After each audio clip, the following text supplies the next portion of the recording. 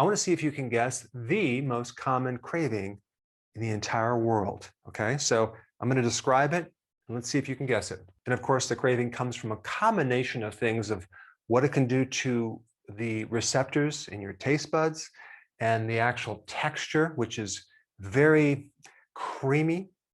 It has a good amount of fat in it. It has very unique flavors and aromas, and it's sweet. And it can give you a lot of pleasure when you consume this, both in the combination of texture, flavor, and sweetness, but what it can do for you, okay? What it does to the brain is it decreases a compound in your brain called adenosine, okay? Adenosine is something that helps you sleep. And so if you're consuming this thing, you're actually blocking this compound and it's making you more awake, okay? So it also has something called tyrosine, which can also increase this neurotransmitter dopamine, which can actually increase your pleasure. So this thing that most people are craving, has certain chemicals that affect the brain. Cognitive function improvements, okay? So you may feel that you have more clarity with your thinking. You may have more concentration and more focus. And it also affects your mood. So if you have depression or anxiety, it can actually pull you out of that because it helps you with stress. It's also very common to help stabilize emotions with women that go through their menstrual cycle. Hint, hint. It also has effects on your insulin, okay? It can actually make insulin more sensitive. So if you have insulin resistance, it can improve that, thus stabilizing your blood sugars. It has in 1 ounce, 64 milligrams of magnesium, okay? Now, magnesium relaxes you. Magnesium gives you energy, and magnesium is involved in like 300 different enzymes, so it does a lot. It can also affect your body in other ways. Like in one study I found it can reduce coughing, it can help your cardiovascular system, and then it can help reduce blood pressure.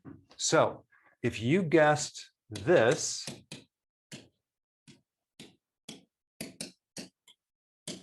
you are correct. Chocolate is hands down the most common craving that people have. I am definitely not opposed to consuming chocolate as long as you don't get the regular chocolate with all the sugar.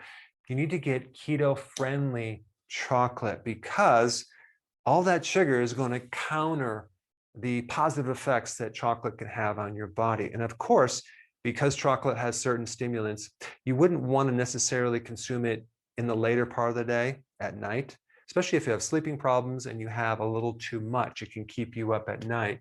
But the theobromine, which is a different chemical, can apparently and help you sleep. But just for the fact that it has caffeine, you got to be careful about that. Now, dark chocolate, okay, why does it have all these health claims? Well, I really think it has to do with, it has, number one, the least amount of sugar, and it has the most concentrated phytonutrients, okay? Now, these phytonutrients are fascinating, and they are part of the factors that give chocolate its flavoring. And I think you'd be quite surprised to find out where these flavors really come from. They come from the microbes, okay? Because chocolate is fermented. So that means that it gets help from the microbes.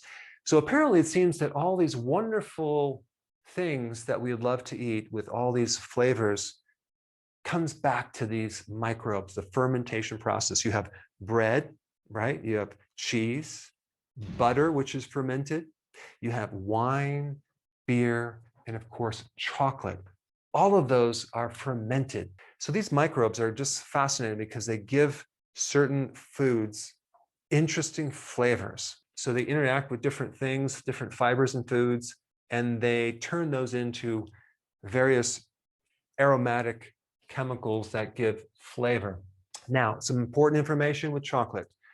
Make sure it's keto friendly, which means get a chocolate that has an alternative sweetener other than sugar. Don't even eat chocolate if it has honey in it, okay, or coconut sugar.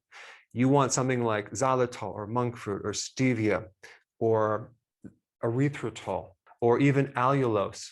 And you really want to make sure that it doesn't have any soluble corn fiber because this is so badly processed and the studies out on this are so scarce And most of them are from industry. And so we don't know of the effects that this has on our gut microbiome.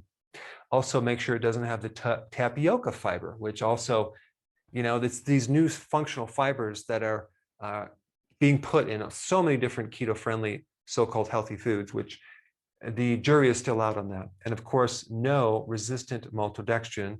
It's in the same family as all this, as well as no dextrin. Now, since we're on the topic of cravings, if you haven't seen my video on sugar, you should check that out. I put it right here.